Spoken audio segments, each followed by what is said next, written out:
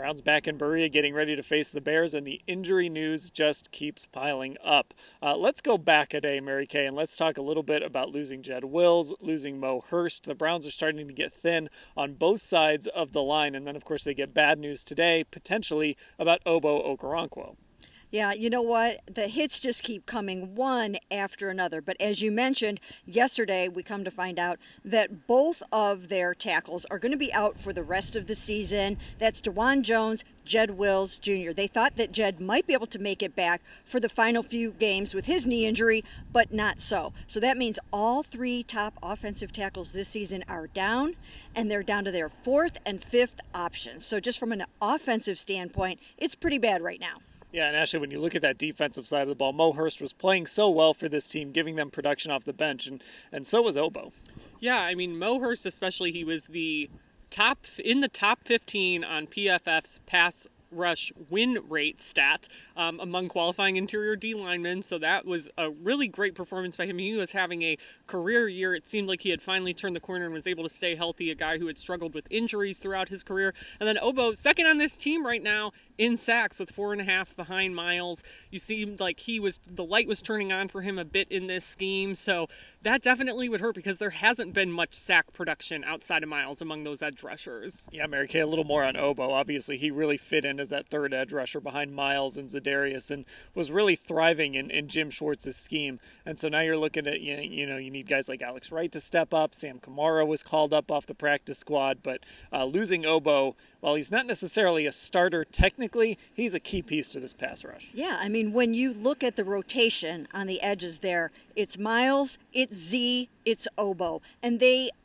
really play equal snaps for the most part. And Ogbo was having a really nice season. I think he was getting better and better as the weeks went along. And again, 4.5 sacks. It's not a ton, but it was number 2 on the team. So the next highest now is Za'Darius, and they're definitely going to need some sack production, and it is an opportunity for Alex Wright to step up there and show what he can do.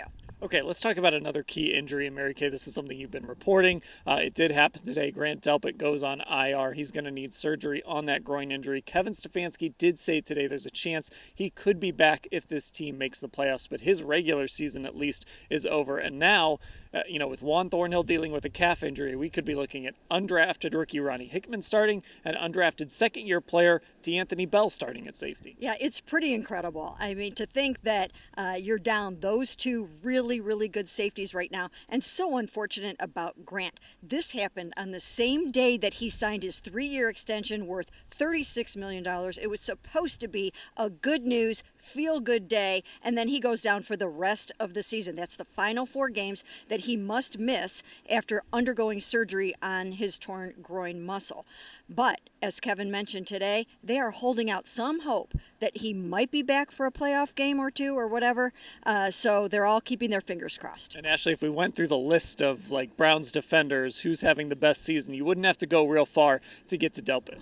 Yeah, I think Grant kind of made that jump that everyone was expecting he would be able to make because of his skill set, because of what Jim Schwartz asked these guys to do. There's no such thing as a free or strong safety. How many times have we heard that? They move these guys around. He's great against the run. He can do just about everything, and I think we've seen him really unlock something this year. So again, just unfortunate, but at least he got that extension wrapped up while he was playing so well. So the injuries continue to pile up. We will cover everything that happens here in Berea. If there's more injuries, look, you never know with this football team. It seems like every day this week there has been a new one. We'll cover everything at cleveland.com/Browns.